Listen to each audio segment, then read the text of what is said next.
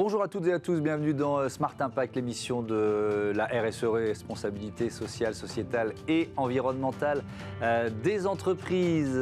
Avec au sommaire aujourd'hui, je vous propose de découvrir ou de redécouvrir le potentiel de la géoénergie avec Alice Chounier, la fondatrice de Géosophie, qui était venue nous présenter cette énergie propre située sous nos pieds. Notre débat il portera sur les enjeux environnementaux autour du déploiement de la 5G. Quel sera l'impact de son déploiement? Comment mettre de la sobriété dans nos usages numériques? Réponse tout à l'heure. Et puis dans Smart Ideas, on parle de la mutualisation des livraisons avec Alexis Laurent, le cofondateur de Livrado. Géothermie, 5G, logistique, 3 univers, 30 minutes pour les explorer. C'est parti, c'est Smart Impact.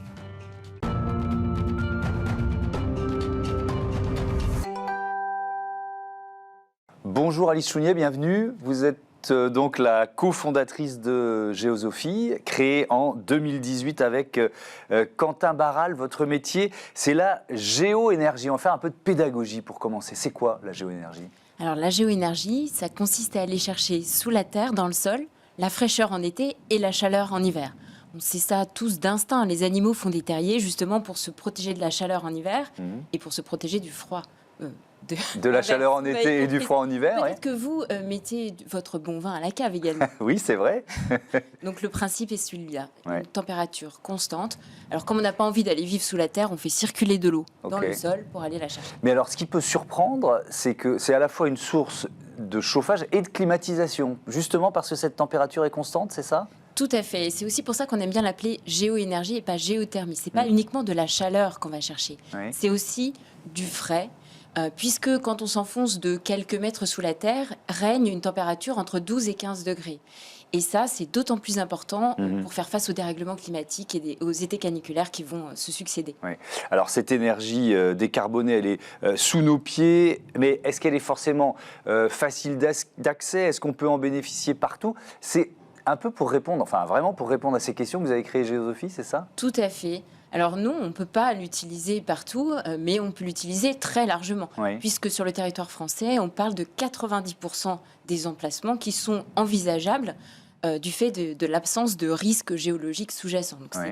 c'est vraiment très important. Et d'autre part, ça peut s'appliquer à différents types de bâtiments. Donc on n'est pas limité ni par la géographie de façon générale, ni par la typologie de bâtiment. Mais alors, qu'est-ce que vous proposez comme service? Il y a quoi? C'est un moteur de recherche qui permet d'évaluer effectivement la ressource? Alors tout à fait. La question qu'on peut se poser maintenant, c'est combien ça va me coûter Ouais. et combien d'énergie ça va me permettre de produire pour un type de bâtiment donné et un emplacement donné. Et c'est exactement à cela qu'on répond avec notre moteur de recherche qui fonctionne très simplement à partir d'une adresse et qui ensuite permet de déterminer le potentiel technique et financier.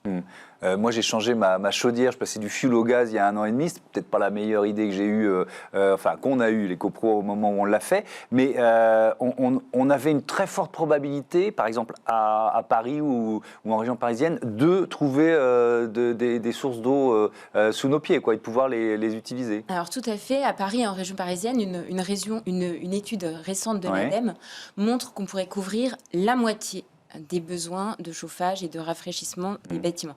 Donc la probabilité est très grande. Après, c'est pas toujours de l'eau qui est là sous terre. Ouais. Parfois, on fait aussi circuler notre eau à nous sous la terre. On a deux typologies D'accord. possibles, suivant s'il y a déjà de l'eau ou pas. C'est vous qui menez les travaux aussi, ou vous vous contentez de trouver et de valider le modèle économique en Alors quelque sorte? nous appuyons sur des partenaires pour faire ces travaux-là, mais nous proposons à nos clients, qui sont aujourd'hui des foncières, de les accompagner également dans ces phases de travaux pour que tout se passe le mieux possible, y compris la phase suivante, qui est la phase de suivi d'exploitation.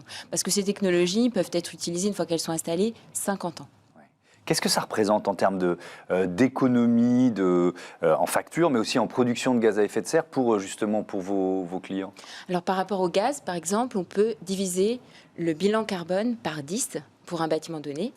Donc c'est extrêmement important.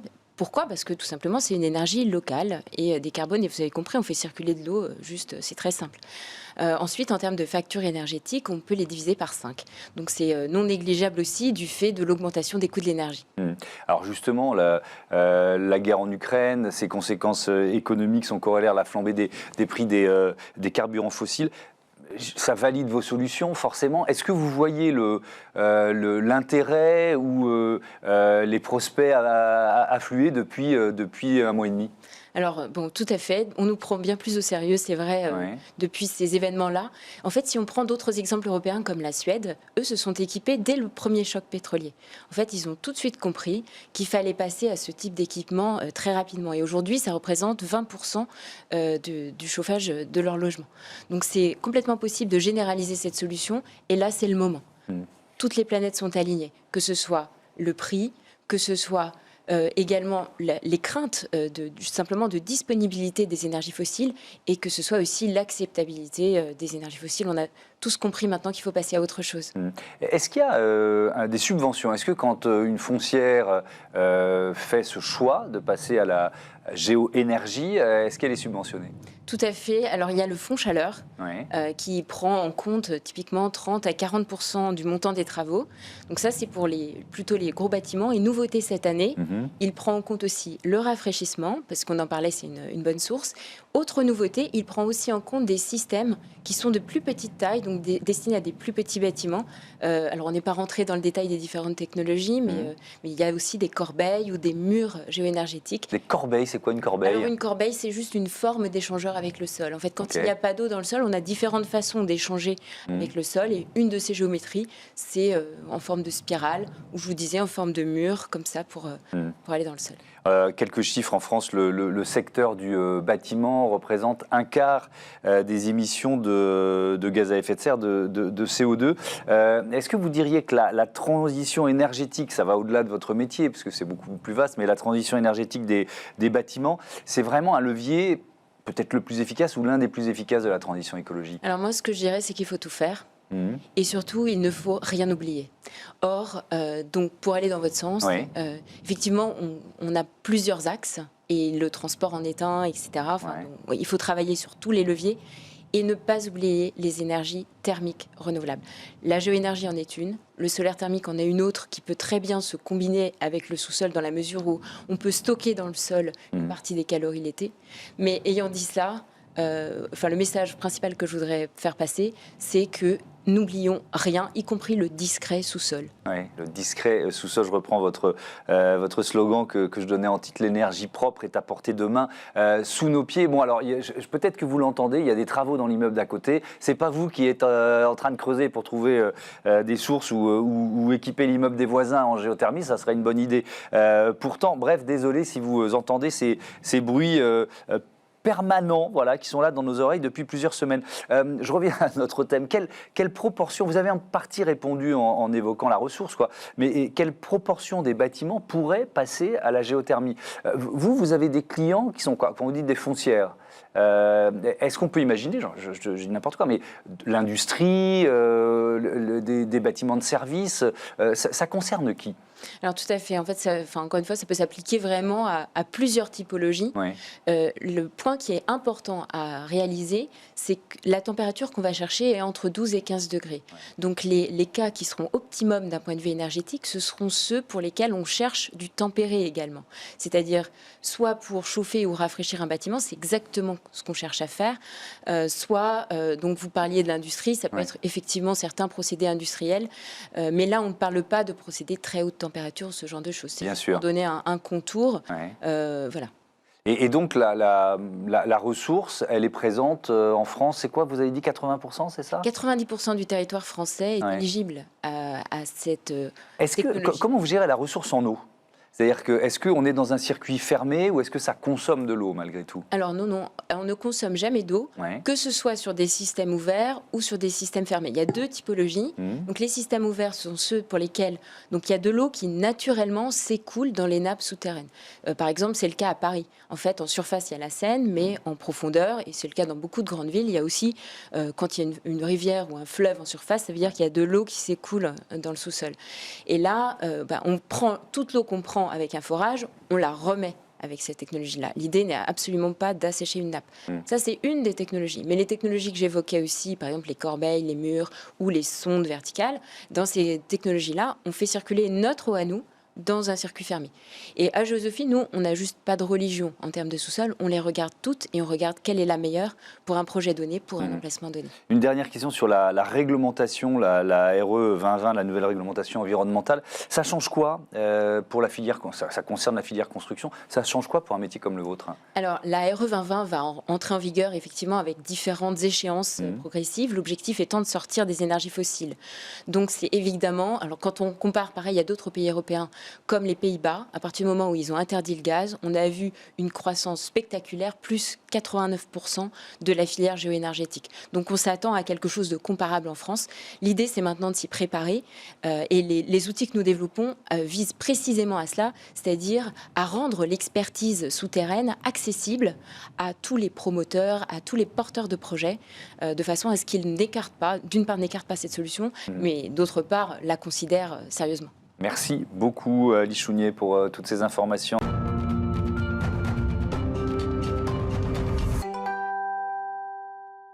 Le débat de ce Smart Impact, on parle donc du déploiement de la 5G avec Marion Greffly. Bonjour, bienvenue. Vous êtes la cofondatrice de Télécop France. À vos côtés, Ludovic Pierre, bonjour, bienvenue.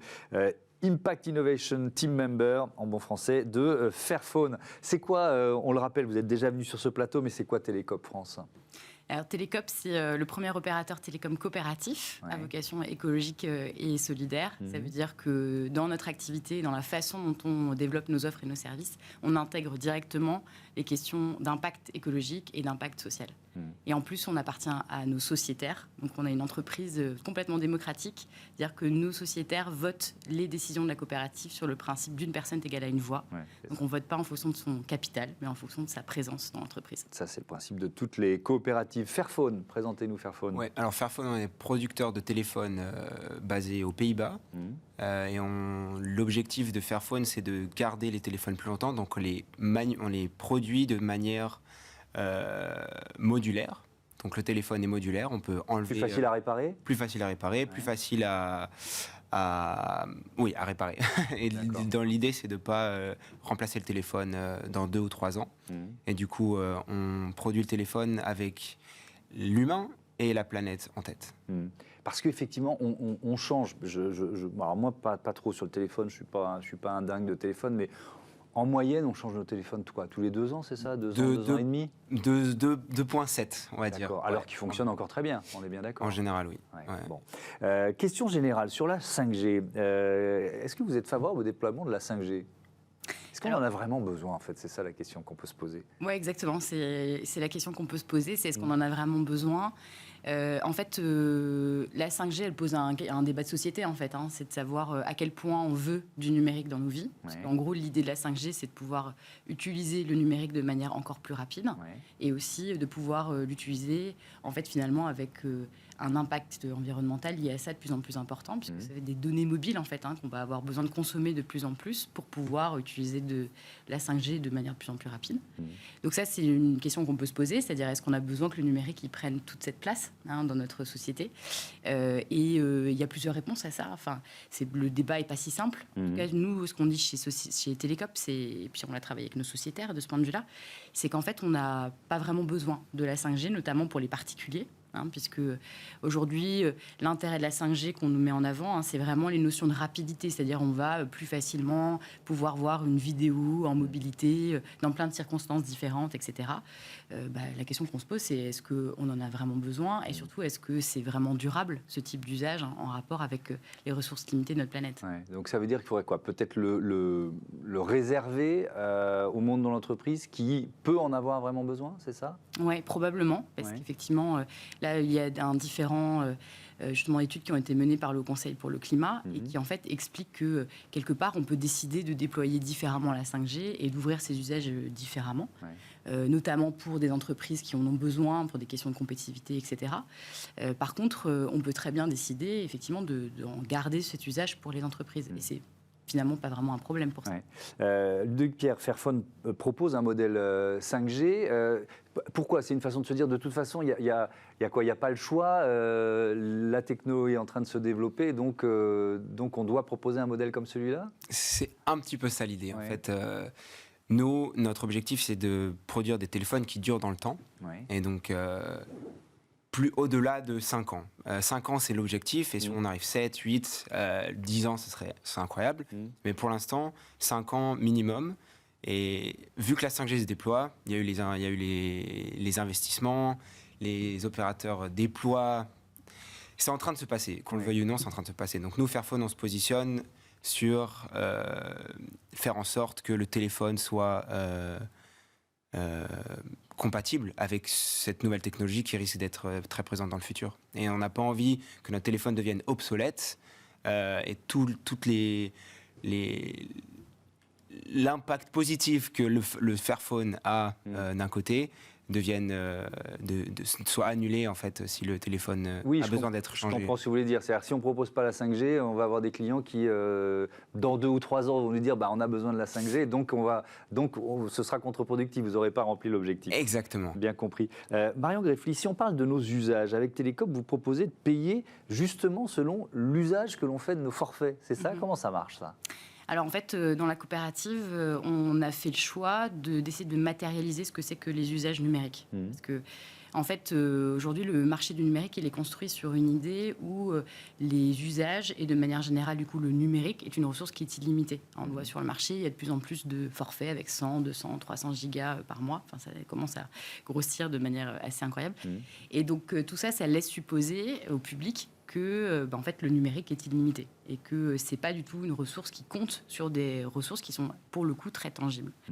Et donc l'idée de Télécope, c'est de matérialiser tout ça. C'est de dire, en fait, il est possible de consommer le numérique de manière durable, mais aussi en se posant du coup la question, parce que ça suppose qu'on puisse visualiser quelle est la vraie consommation du numérique de chacun. Donc ça, c'est la première idée. Et la deuxième idée, notamment sur la longévité des téléphones, puisque en fait, le cœur de l'impact environnemental du numérique, c'est vraiment la production de smartphones. C'est les infrastructures, les produits, quoi. Tout à fait. Ouais. C'est tout ce qu'on appelle l'amont, donc les infrastructures, ce qui nous sert à nous connecter à Internet, les data centers, etc. Donc c'est leur production. Et c'est ça d'ailleurs qui est au cœur de l'enjeu de l'impact environnemental de la 5G, en fait. C'est le fait que pour bénéficier de cette technologie, il va falloir remplacer les infrastructures et les téléphones eux-mêmes. Exactement. Et donc nous, on est plutôt sur la notion de longévité en fait de nos mobiles, c'est-à-dire comment est-ce qu'on fait pour garder nos téléphones le plus longtemps possible, puisque c'est ça le cœur de l'impact environnemental. Et donc c'est à ce titre-là qu'on ne peut pas soutenir en fait le développement de la 5G et son déploiement, parce qu'en fait, comme on l'a dit tout à l'heure, pour arriver à bénéficier de la 5G, il va falloir qu'on change de manière massive nos smartphones, sans gain vraiment tangible pour les particuliers. C'est le cas notamment il y a un certain nombre d'études qui sont sorties dans des pays qui ont déjà massivement utilisé la 5G, comme la Corée du Sud, etc. Et en fait, le gain pour les particuliers, il est très minime, en fait, tout simplement. Parce qu'il faut avoir vraiment des usages qui soient décuplés, il faut être un très gros consommateur de vidéos, en mobilité, il faut faire des choses très particulières, quelque part, pour voir la différence du déploiement de la 5G dans ces usages particuliers.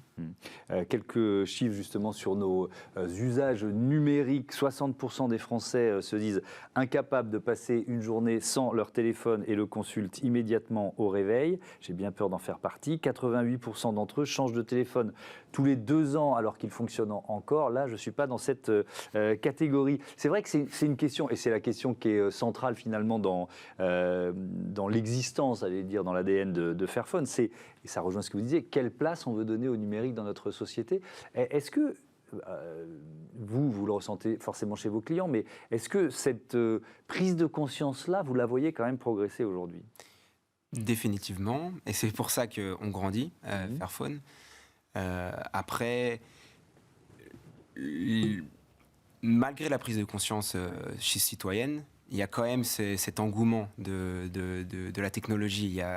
Il y a ce mouvement qui fait qu'il y a les nouveaux téléphones avec la 5G, il y a les forfaits, et donc les gens, si la 4G devient plus lente, il va y avoir une tendance à aller vers la 5G et à cette surconsommation. Et donc, comme l'a dit Marion, la consommation que ces data centers, que les serveurs, que aussi la production des téléphones est déjà très importante. Ouais. Et du coup, le gain au final de rapidité est annulé. C'est un peu comme l'eau courante. Je pense à cette analogie. Oui. Avant, on n'avait pas l'eau courante. Et l'eau, c'était une ressource qu'on utilisait avec parcimonie, vraiment très raisonnée. Dès qu'on a eu l'eau courante, les consommations ont été exponentielles. Ouais.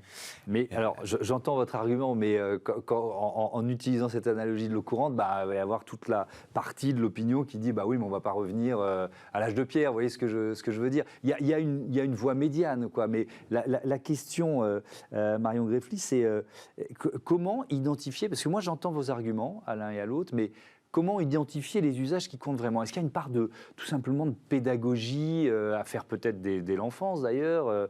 Comment identifier ces usages? Est-ce qu'il faut une grille de lecture ou est-ce que c'est simplement du bon sens d'après vous? En fait, je pense qu'il faut déjà vraiment comprendre que l'usage qu'on a aujourd'hui du numérique, il sera plus possible d'ici 20 à 30 ans. On ne peut pas continuer comme ça. On ne peut tout simplement pas continuer comme ça. C'est ce que dit le Shift Project, c'est ce que dit le Conseil pour le climat, tout simplement parce qu'on n'a pas les matières pour continuer comme ça. Notamment les terres rares pour produire nos téléphones. Exactement, on n'a plus ça, on n'a plus aussi l'accès à ça, puisqu'en fait, toutes ces matières-là, elles sont produites dans des pays étrangers, on ne les a pas sur notre sol, et on a très peu développé aussi notre capacité à extraire les matières premières, du recyclage, des déchets, etc. Donc pour l'instant, toutes ces choses-là, en fait, elles sont inexistantes. Donc, si on continue de vouloir en fait consommer de cette manière-là, il va falloir qu'on innove concrètement pour pouvoir trouver des nouvelles façons de le faire. Et ça, c'est le premier point. Et le deuxième point, c'est qu'en fait, la façon dont le numérique aujourd'hui se construit, il a aussi besoin d'énormément d'énergie. Donc ça, c'est l'autre pan, puisqu'en fait, on a besoin d'énergie pour utiliser le numérique, de plus en plus d'énergie pour utiliser le numérique. Et en fait, de cette même manière, l'énergie n'est pas illimitée. Et même en France, même si elle est largement décarbonée, en fait, elle compte quand même sur des matières que sont l'uranium, etc., que, encore une fois, nous n'avons pas sur notre sol. Donc, je pense que d'abord, il faut prendre conscience qu'on ne peut pas continuer comme ça. Et ensuite, il faut pouvoir organiser en fait la façon dont on va gérer ce changement d'usage, ce changement de comportement. Parce que clairement, il y a des usages. Je prends l'exemple très simple d'un hôpital qui a besoin de gérer concrètement ses patients, la façon dont ils s'organisent. On connaît aujourd'hui la crise de l'hôpital, donc on sait que en fait, le numérique pourrait être aussi une façon de faire en sorte que ça puisse mieux fonctionner. Je ne parle pas des questions RH, je ne m'aventurerai pas là-dessus, mais le numérique peut être une solution. Mais alors, il y a un moment donné, on fera un choix en fait, entre est-ce qu'on privilégie notre santé ou est-ce qu'on privilégie les millions de vidéos de chats qui se baladent sur Internet. Enfin, c'est une vraie question en fait. Donc, le numérique, en fait, dans la façon dont il est aujourd'hui conçu, en fait, il est extrêmement puissant. Il est universel. On peut y avoir accès facilement, de plus en plus facilement en plus, avec la façon dont nos réseaux sont gérés. Par contre, il va se poser la question de savoir quels sont effectivement les usages dont on a vraiment primordiaux dans nos sociétés pour qu'elles fonctionnent et quels sont en fait les usages auxquels il faudra qu'on mette fin, tout simplement. Merci beaucoup. Débat de société majeur et dont on ne parle pas beaucoup dans les campagnes électorales. Merci beaucoup à tous les deux d'être venus présenter cette réflexion et vos offres respectives. On passe à notre rubrique consacrée aux startups. On va parler de livraison, la mutualisation de la livraison.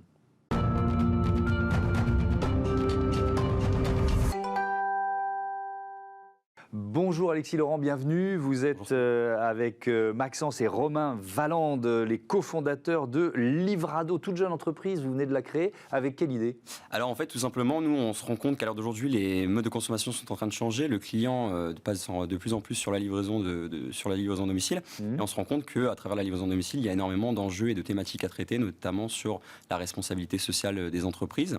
On se rend compte qu'à l'heure d'aujourd'hui, les transporteurs classiques mutualisent les livraisons sur un même départ magasin. Nous, on va mutualiser la livraison, mais enchaînant à la fois les livraisons et les magasins et les points de vente. De cette manière, on évite les retours charges vides qui sont la cause des émissions de gaz à effet de serre et qui sont également la cause des coûts de livraison qui sont, à l'heure d'aujourd'hui, exorbitants pour la grande distribution. Quand on parle de mutualisation de la livraison pour Livrado, ça passe par quel outil, quelle technologie peut-être d'ailleurs? Alors en fait, tout simplement, donc ça s'appelle un transport management system. Donc les transports management system, c'est l'outil qu'utilise chacun des transporteurs pour optimiser ces flux de livraison. Nous, à l'heure d'aujourd'hui, on est en train donc de développer notre propre transport management system qui est capable à la fois de mutualiser les flux en départ magasin, mais également de chaîner ces magasins. De ce fait, vous avez un livreur donc, qui tourne en circuit fermé toute une journée en étant toujours en charge complète. On n'a plus de charge vide, du coup on arrive à proposer une livraison moins chère. Et derrière, on a une flotte, nous, de véhicules 100% électriques, ce qui nous permet aussi de décarboner notre solution de livraison. Et on va encore plus loin dans cette politique RSE. En employant des personnes qui sont éloignées de l'emploi, on les réinsère à travers une formation de 2 mois dans le cadre de l'FPR avec le Pôle emploi. Sur la baisse des coûts de livraison, ça représente quoi? Alors nous, clairement, on est en moyenne 40% d'économie par livraison. D'accord, donc c'est vraiment une baisse importante. C'est une baisse très importante. La baisse des émissions de CO2, on l'a bien compris comment ça fonctionnait.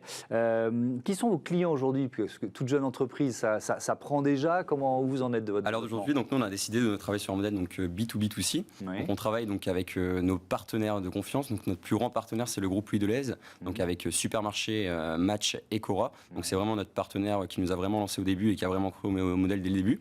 Après, on a été rejoint dans l'aventure donc par Intermarché. On vient de lancer la Carrefour et Système U. On espère rentrer le groupe Leclerc à partir de septembre. Donc c'est d'abord de la grande distribution. Pourquoi ils sont prioritairement intéressés par votre solution? Alors d'aujourd'hui, donc la grande distribution est en train de se réinventer. Ils ont des grands hyper, des grandes surfaces de vente.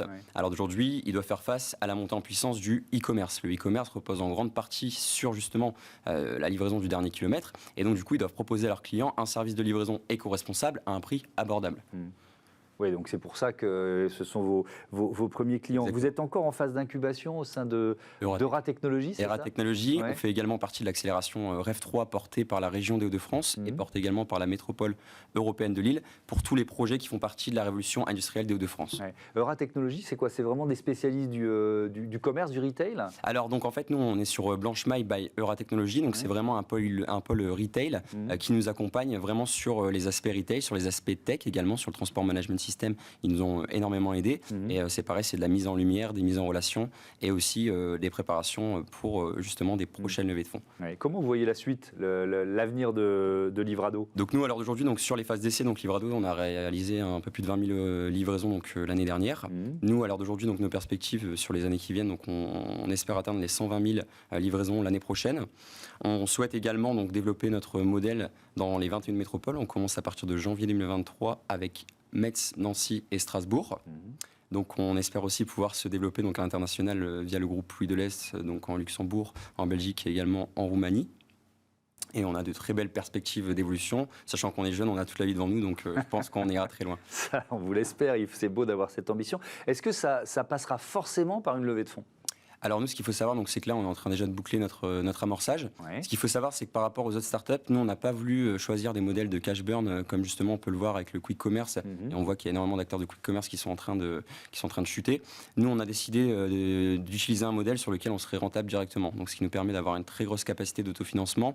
Et donc, du coup, au final, la série A nous suffira uniquement. On ne sera pas obligé d'aller faire une série B. Et ben voilà, on a toutes les réponses. Merci beaucoup, Alexis Laurent. Bon vent à Livrado. Voilà, c'est la fin de ce numéro de Smart Impact. Je voudrais remercier Joséphine Dacoury à la programmation, à la production de cette émission assistée Luc Sabatier. Le réalisateur aujourd'hui, c'est Kenny Dellenbach. Et pour le son, c'est Saïd Mamou. Merci à toutes et à tous. Merci à vous de votre fidélité. À très vite sur Bismart.